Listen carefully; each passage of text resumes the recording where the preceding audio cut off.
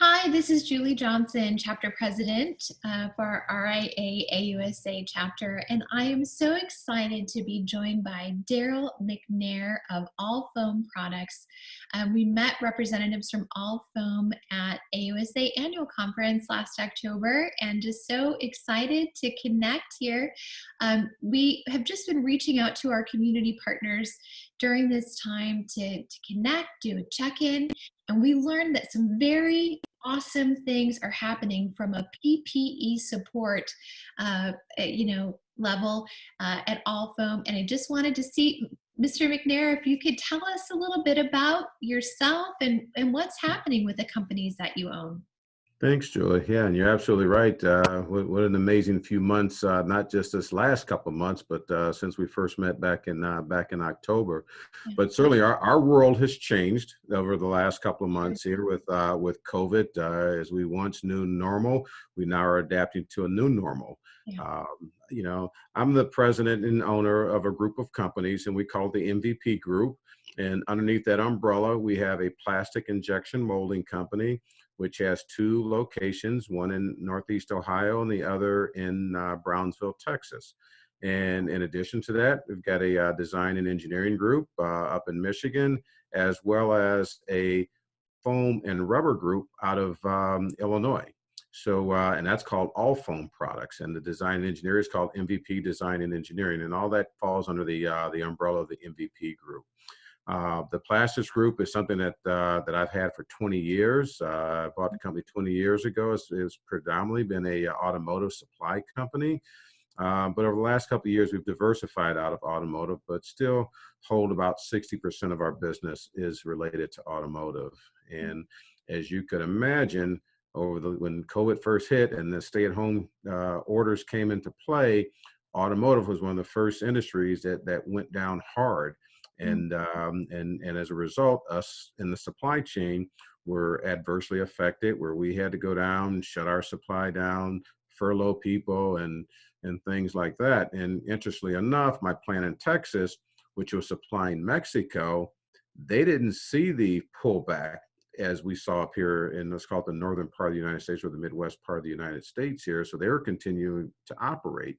But they did started slowing down. So as Mexico started experiencing more and more of the COVID illness down there as well too.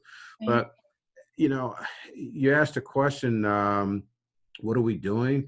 I'm not going to tell you we planned this. It just sort of happened. I try to draw synergies between my two organizations, primarily the All Foam Group and the Plastics Group, because they have complementary product that can be used together to make a finished item here. So on the All Foam side, where we do foam, where we do rubber, we have the plastic side where we do the various moldings of plastic product, and on the engineering side, we can do the some engineering work from that standpoint. But when we went down, we literally had to shut down our manufacturing because so much of our business was automotive. I do a full child seat and booster assembly here, and we unfortunately get supply from China, the fabric supply out of China. And when they went through their shutdown, the supply shut down. So my two largest customers went down, one automotive, one non-automotive, and thus it forced us to go down. And I mean, I don't know how I can't even begin to tell you how I got this, but somebody says, what can you do? Well, in fact, somebody from the University of Iowa had sent out this thing on doing face shields. Anybody can make these face shields. I said, well, hell, if anybody can do it, I'm going to do it too. So we got the drawings, and it's a very simple, simple piece. And this is, give you an illustration. This is the basic face shield that part of the PPE that people are using to protect themselves in conjunction. It's not going to protect you from COVID, but it's an aid that shields your folks through. It's a layer, layer protection, exactly. So, so I like, wow, we could do that. It's foam. We know foam, so hey, we got the foam source, elastic band, PET sheet, hey, we got that too. Okay, so it was really a no-brainer. It was very easy, and with the number of employees that we have, we and partners, because I brought in partners as well too, to say, hey, if you're going down, we can use people to make these things. You can make some in your plant because I've got the foam and the rubber. We'll get the materials, and we can just produce as many as we can. So we've got the capability of doing 50,000 a week, and we can actually probably do more than that if we really were to ramp up on that. But something interestingly, I said once I got started in that, I said, wow. So I actually went to my local community college, Cuyahoga Community College, and asked them if they could help me design something a little bit more robust from a shield standpoint. As you see the difference between this and the other one, it's got a plastic brow here. It's got Christmas tree fasteners in here, but the same basic elastic band and foam on the inside. A little more structural, something that can be cleaned, but Instead of thrown away. instead of thrown away, right? Okay. But it's a little bit more expensive, and most of the hospitals under the financial duress that they're under right now, they just really wanted the let's call it the lower cost disposable option more than anything. And then I had my maintenance team build a couple of the entombment boxes, where they can work on a patient without being exposed. In a case, acrylic case with holes that your arms go through, and they're doing the tubing for the patient. We made some of those, and those are actually in trial right now at our local hospital. So ideas just started coming, and we just started doing what we do, taking our skill set and putting it to use. That's tremendous. I had such an opportunity to spend a few moments with you before doing this video, and you shared with me just how you felt called, and the responsibility, the nature of being a business owner and stepping up to do what is needed right now. I wondered if you could just talk to that. Thank you, Joseph. Yeah, being a business owner is it's a lot of work. Okay, not just from the entrepreneurial standpoint, but really from the true citizenry community responsibility. Communities thrive because of their businesses and what the businesses do for their communities.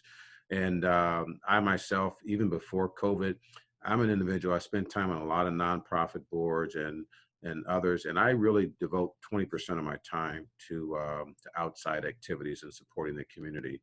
So it was really a very easy leap for us to rally the troops, convince the team this is what we need to do. This is our step up here. It's a way to keep folks employed. Um, Very and that important. and that was the big thing. Now I did have to lay some people off. You can only hold so many, but thank goodness for the small business PPE program that's coming in place, that we're able to bring everybody back and continue on. And we just hope that there's some type of normalcy that we'll start to see over the next couple of months here. That's my hope and goal. But from a community standpoint, getting involved, because you know what, you're only as good as your community. If your community's not good, guess what? You're not going to be good. So.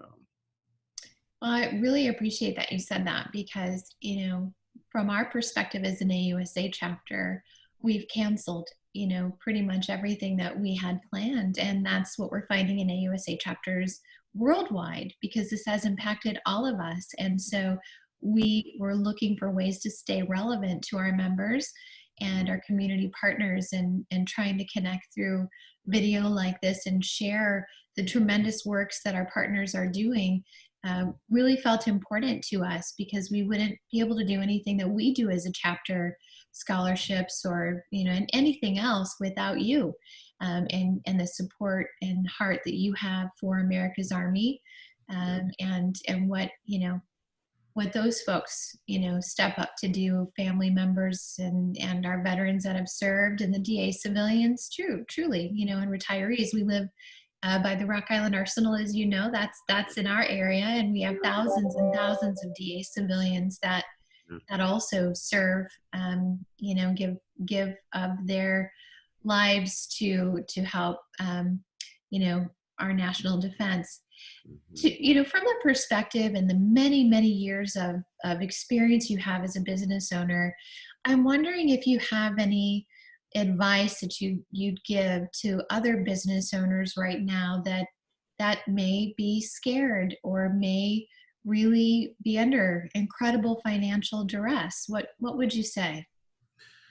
Well, it's okay to be scared because we're in unprecedented times. There's no prescription. There's no defined roadmap for what we're in and how we're going to come out of this. The last time I experienced anything close to this was back in the 2007, 2008 timeframe when we had the financial crisis. But I look at this as being worse because this affected everyone, where there were certain segments of our community that we just didn't go to a shutdown back then. I mean, housing prices went down, banks were failing, but that was, different than what we're going through today. As a business owner, I don't let fear drive me into seclusion. You can't do that. You have to find a way to survive and to adapt because there will be a tomorrow.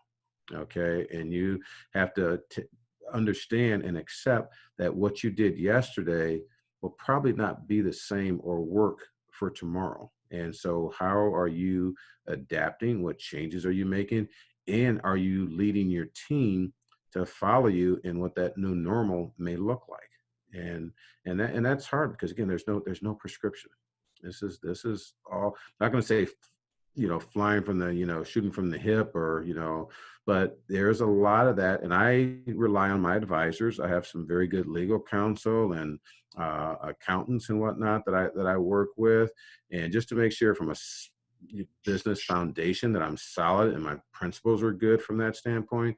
But really just to get some advice, I've been doing a lot of webinars with a lot of peer groups where we talk to each other, and it's really comforting because you're talking to your peers, other business owners who are in the same boat as you, and all have the same questions as you. Sure. So very comforting from that standpoint.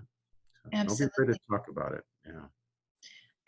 I heard you say the word leader, and I'm wondering if you could also just speak to leadership, being a business owner and having employees, and knowing some tough decisions have to be made.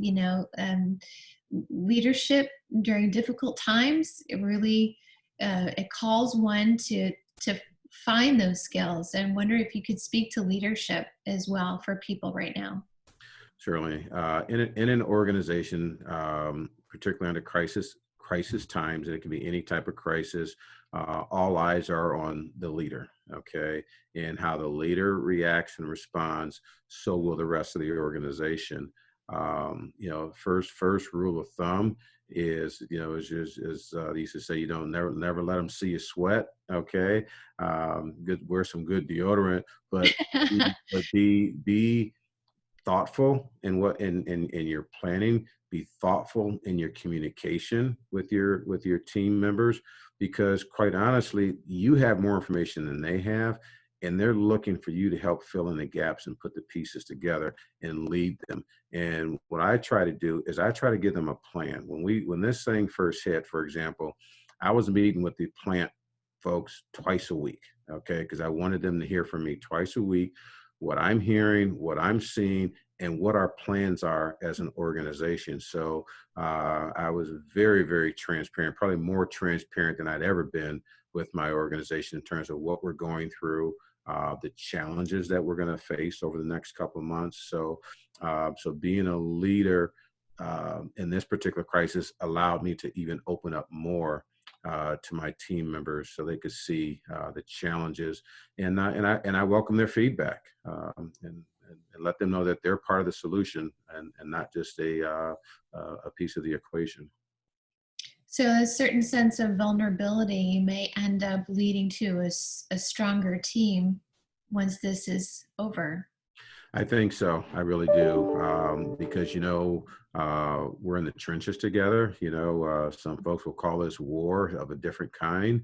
And to a large degree it is. And when you're in battle with someone and you stick by it, you come out with a bond that's pretty tough to break at the end of the day. My biggest concern, quite honestly, though, are we in our organization is not immune to it, but we've got folks in our organization who I think are going to be psychologically challenged as we go through to the new normal. Okay, will there be able to come into an office setting, into a plant setting? We have had to. I tell the folks, like we just came back from shutdown yesterday here at the plant here for the automotive injection molding piece, and I let them know that you're here. If you're uncomfortable, it's okay. You can go home. We will. Next man will stand up. Or woman will stand up in that case here. So the psychological piece is my biggest concern on the go forward, because we as an operation need everyone to do what they're doing. So It's been that's traumatizing. It has been. You think I cannot even go to the grocery store. I mean, right. that's where it's at. And so, we all need to sort of help each other through this. Mhm. How are you handling the protection of your employees, coming in and producing these PPE items? So that's a great question. So early on, we were very close to the CDC, following CDC recommendations and guidelines. So from the basics to hand washing to sanitation to wiping the equipment down. When folks go on break, you have to make sure you wipe it down. We increased our cleanings. We used to have a cleaning once a day in the plant and the offices. We went to twice a day for that right there. Like I said, we did shut down the plastic injection piece for 2 weeks, and then we came back. We offered masks to individuals who wanted masks. We did take temperatures, are taking temperatures of folks who come into the door, so that we have that under control. We have designated areas in the facility for visitors, and what I mean by that, primarily truck drivers, folks who are coming in and picking up equipment. Sure. Whereas before they could, walk to the break room, or we still allow them to go to the restroom, but we did put restrictions that they can't go into our break room. We want to preserve that for the employees and limit the interaction there. Visitors coming to the front door, there was a designated area. We didn't allow anybody in the office unless they were coming in for essential purpose. So all the things that we followed, very closely to what the CDC had recommended for businesses and people in general.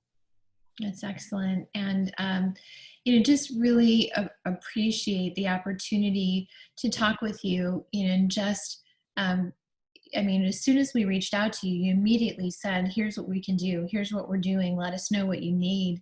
And Mhm. already have made some strong connections with our hospital systems here, Yep. specifically in the Quad Cities area that you've you know, reached out to, and the state of Iowa, itself is also, we made a good connection there, and you're saving lives, and I hope you look at it that way. I The work that you're doing is saving lives, and so just really grateful that you stepped up to the plate, and you chose not to sit back, but to step forward Mhm. and see what you could do, and to be of service to your country, at this time. And just really appreciate also the partnership that you've offered to our AUSA chapter here. It's Yeah. really important. I'm just taking a look at my notes to make sure that I don't miss anything. I guess in closing, I want to ask, if I'm watching this video and I'm thinking, wow, it's incredible what they've done. What kind of consumer, who would I be to contact you for business? Sure. A couple of ways to contact us. Obviously, going to our websites, and I'll give both of them to you, which are very simple. For the All Foam website, it's www.allfoam, that's ALLFOAM.com. Okay. Our contact information is there. And on the plastic side, where we're pushing out most of this PPE, that is www.mvp PLASTICS. That's mvpplastics.com. Okay. And again, contact information is up and available there. So, very easy to reach out to us. We've got team members, just eager to help. We've got common cause, common goals, and that's what we're here to help satisfy. What type of small business would I be that I might say, okay, you do work in the automotive industry, you do work with plastics. What kind of business might I have where I might watch this video and say, well, I want to connect with that guy. I want to do business with that guy. Who would I be? So anyone, well, we as you look around your home, your car, or whatever you do, there's plastics everywhere, right? So, Right. so we're able to touch many different sectors. I didn't even talk about a product line that I have, which is what our team is running in the plant right now. Is believe it or not, we're running back to school supplies right now. What kind of back to school supplies? Like Uh, rulers and protractors kind of stuff?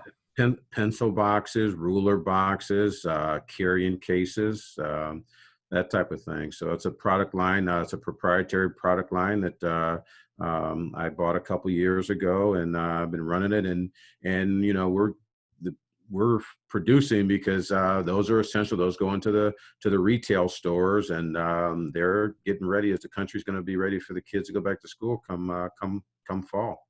Yeah, that's it'll be a strange feeling if you think there are many schools that have just said we're done for the rest of the school year, so that'll really be something for kids to go back to school at that time.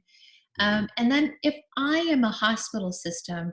right, or a clinic or a retirement, what kind of business is really the most in need, perhaps outside of a hospital system, for the PPE that you are manufacturing there?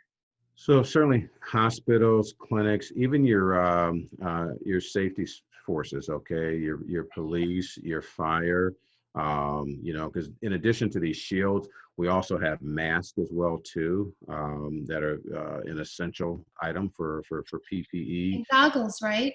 and goggles as well too. Yes, those are essential. So again, and that leads me to something I really want to say too. Is I really want to acknowledge those. I don't consider myself on the front line, Julie. I'm not there dealing with patients on a daily basis, but Yeah. those who are there on the front line, God bless them, because we don't know what they're really going through. It kind of brings back memories of 9/11 for me, when you had our first responders running up in the buildings and whatnot and not knowing what was to become, after the fact. But, those folks out there who are sacrificing their lives on our soil, okay, to protect a invisible and unknown virus out there, my hat is off to those individuals, each and every one of them. Well, thank you for mentioning that. That is absolutely the case, and a lot of good, in many respects, has come from this situation where you do see people that are just giving Yeah. to be of service, and even in my realm, just wearing masks and working with in patients as well. There's a group here in the Quad Cities, and I think frankly everywhere, that just sewing as many masks Yeah. as their bodies will physically allow them to make. And so it's kind of harkens me back. I was telling you about my grandpa, Mm, from World War II, but it just kind of takes me back to that time, when we came together as a country. And this, it just, in some respects, it has such a good feeling to be a part of it. So yeah, thank you for mentioning that. no, thank you. And I thank you for your service as well too. I mean, it's not easy running a practice as you do, being a part of a practice, as well as doing the volunteer you work for the AUSA. So, hats off to you as well. Thank you. I appreciate that. I work with a great team myself. So thank you again for just taking this time with me to talk some of these things through. And I just want to repeat those websites, allfoam.com and mvpplastics.com. This is Mr. Darrell McNair. Thank you again for being a partner and for everything that you do, sir. And thank you. And you be safe out there and take care. You too.